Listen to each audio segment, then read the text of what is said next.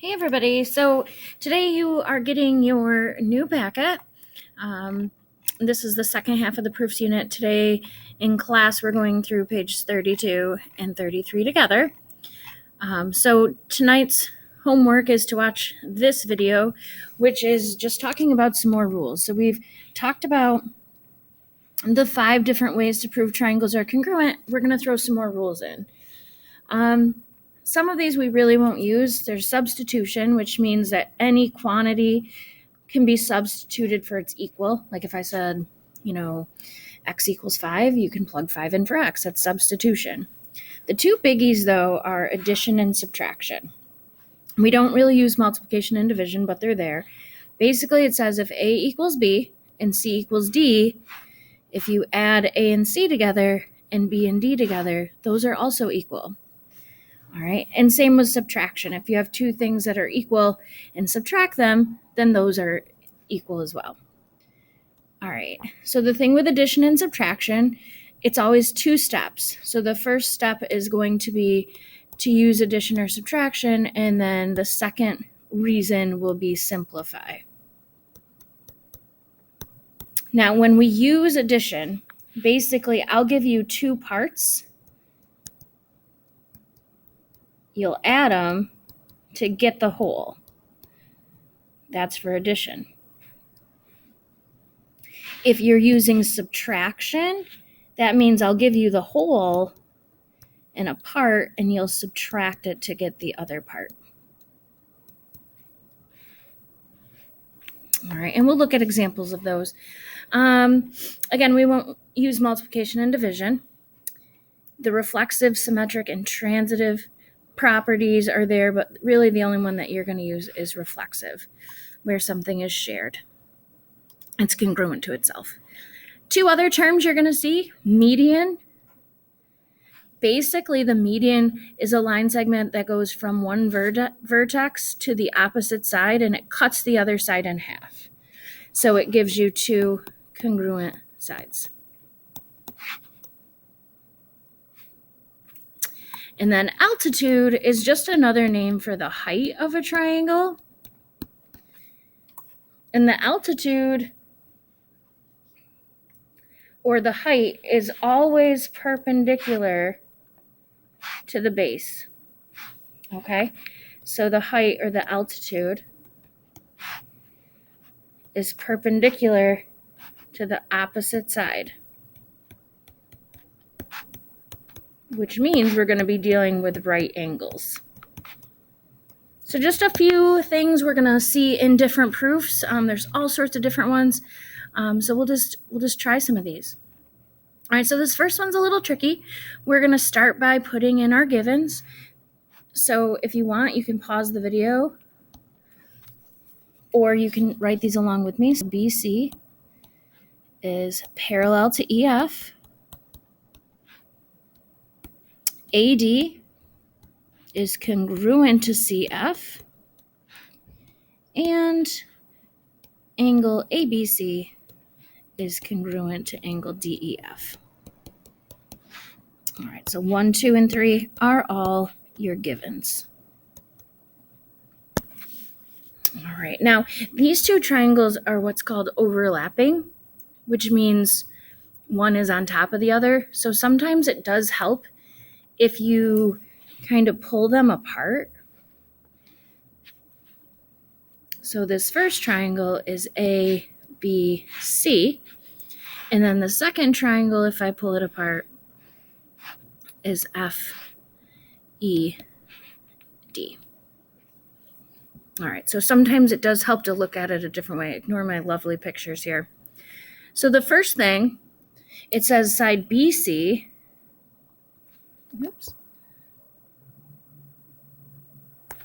is parallel to EF. Doesn't say they're the same size, it says that they're parallel. All right, so let's see what we got going on there. Well, let's mark the rest of our picture first, then I'll come back to that. This given right here, angle ABC and DEF. ABC would be this one, and DEF is this one. So if I mark it down here, we have an angle. Awesome. All right, now when you look, the parallel lines, let's go back to that. This line AD, or this segment AD, is basically your transversal. So think about it. If you had two parallel lines, excuse how bad this looks, with a transversal, I'm looking at this angle and this angle. They're both in the same location, so those are corresponding. Now I could say angle F, but I can't say angle C because there's two different angles there, so I'm going to call this angle 1, clearly mark it in your picture, and angle 2. So let's go to our parallel. Angle 1 is congruent to angle 2. If I see parallel in statements, I'm going to have it here. So when lines are parallel, what type of angles are 1 and 2? Typically they're alternate interior, but these are corresponding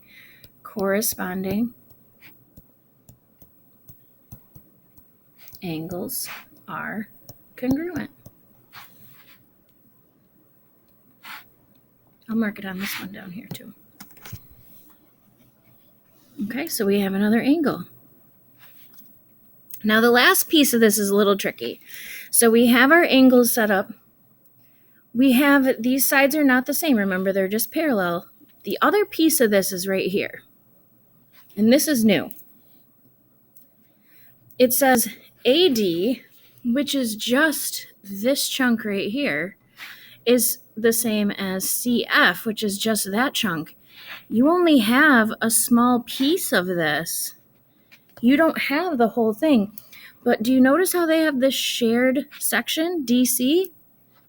We're going to use some addition here. So I'm going to first say DC is congruent to itself.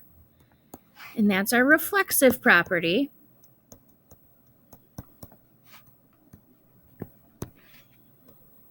All right, so now that's not a side though, that's just part of it. So now we have this piece plus DC is the same as this piece plus DC, right? Pretend that's D and C. Once you add those together, you'll have the full side. So we're going to use addition here. We have two parts. So I'm going to just look at part 2 and part 5 and add them together. AD plus DC, right? Look at taking AD plus DC, just working straight down. And that's going to be the same as CF plus DC.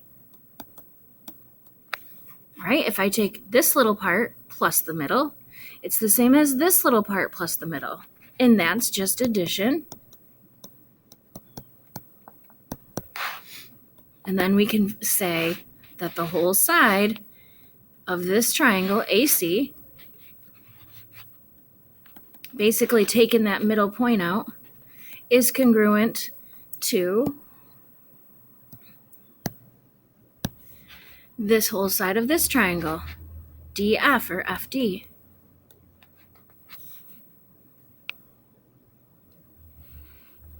I know it's kind of hard to see, and that's just simplify.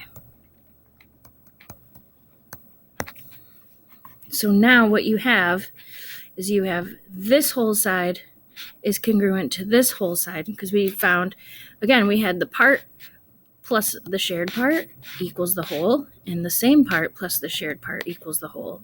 So now we have angle, angle, side. So we're done. Triangle ABC is congruent to triangle DEF. That was what it asked us to prove. And it's by angle, angle, side.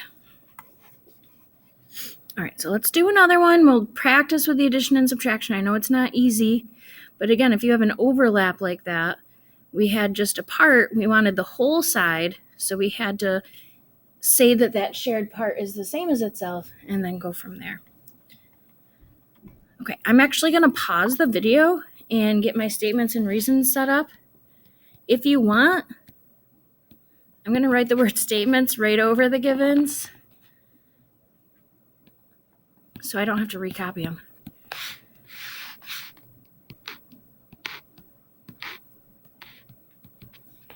So 1, 2, 3, and 4 are all givens. All right, I'm going to pause the video actually and come back after my next class. So, which won't seem like any time to you, but get your statements and reasons down for those, and then we'll continue. Okay, so you should have your statements and reasons set up for your givens. And again, you can just write it over it. And now it's important that you mark up your picture. As I was grading the quizzes, I noticed some of us weren't marking the picture, and then we weren't sure how to prove things. We're actually just going to prove that the two triangles are congruent.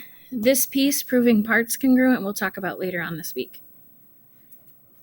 Okay, so angle C is congruent to angle F. All right, so we have an angle already. These two go hand in hand. CA is perpendicular to AB, so you notice there's a right angle there. And FD is perpendicular to DE. So what does that tell us? Angle A and angle D are right angles. All right, you actually have to state that. And how did we know that they were right? By these statements right here. Definition of perpendicular. If I tell you bisect or perpendicular, midpoint over here, you're going to use it over here. I don't see the word midpoint or bisect right now, so I shouldn't see it over here.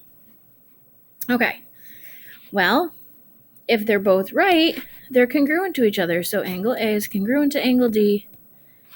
And how do we know that? Because they're both right. All right angles, all right angles are congruent. Okay, so we have two angles. Let's see what we got here. CE is congruent to FB. Ooh, that's not a full side. That's just this part. CE is congruent to FB.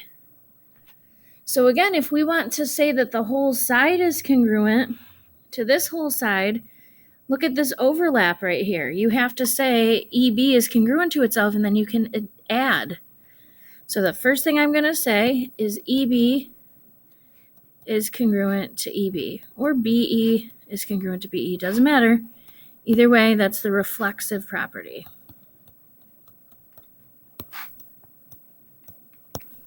All right, so now that we've said that those are the same, if I take CE and add it to EB, it's the same as, it's going to give us this whole side, and it's the same as adding FB to EB. So that's exactly what we're going to do. So we're going to take 4 and 7 and add CE and EB and FB and EB. So 8, again, I'm going to take CE plus EB, and it's the same as taking the other side, FB plus EB. And what did you just do there? Addition. You can just say addition, or you can say addition postulate. Either way. Well, what happens when you actually add those together? If I add CE and EB, I have this whole side, CB. You're kind of taking out the middleman. Ooh, getting down there. We only have 2 steps to go. So CB is congruent to, and again, if you take out the middle point in the other side, if I add FB and EB together, I'm left with this whole side FE.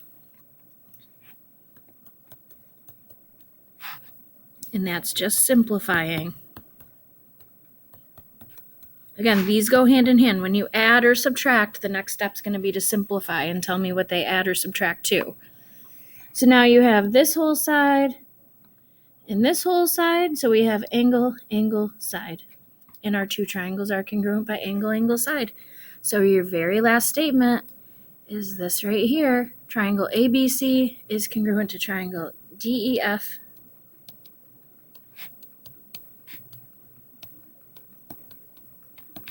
And the reason, angle, angle, side. Because we look at the picture, angle, angle, and then this side here. Angle, angle, side. All right, a whole lot going on there. I know it's tough. We're going to do one last question right now in this video. So pause the video, get your statements and reasons written. I'm going to do the same. I'm just going to pause it and then write in my statements and reasons. Okay, again, if you didn't pause the video and write in your statements and reasons, go ahead and do that now for your givens. Okay, once you're ready, let's take a look at what we have. So this is just saying ABC is a straight line. All right, so we got a straight line here. FA is perpendicular to AD. So angle A is a right angle. And ED is perpendicular to this one. So angle D is a right angle. That's going to be my first step. That's going to be the first thing that I write. Angle A and angle D are right angles. Definition of the very first thing that we did from 2 and 3, perpendicular. Mark it as you read down through so you can see exactly what you have. Okay, next I'm going to say that angle A is congruent to angle D. And how do I know that? Because they're both right, and all right angles are congruent.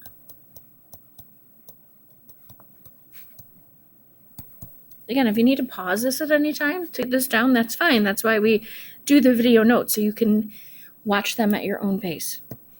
Okay, let's see what else we got going on. AF is congruent to DE. AF, ooh, nice, that's a side. We like that. Okay. And we have an angle. All right. AC is congruent to DB. This is our last given. AC, ooh, that goes beyond our triangle, is congruent to DB. So this one, because you have this big part that we want to take the middle part out so we have the side, we're going to, instead of using addition to put the two parts together like the last one, like on this one, you had part of a side in the shared spot. When you add this part to the shared, you got the full side. Same with this. Well, on this one, it gave you more than what you need. You want to just show that AB is the same as DC. Well, if you take what they give you, AC, and subtract out this middle piece, that's exactly what you'll have.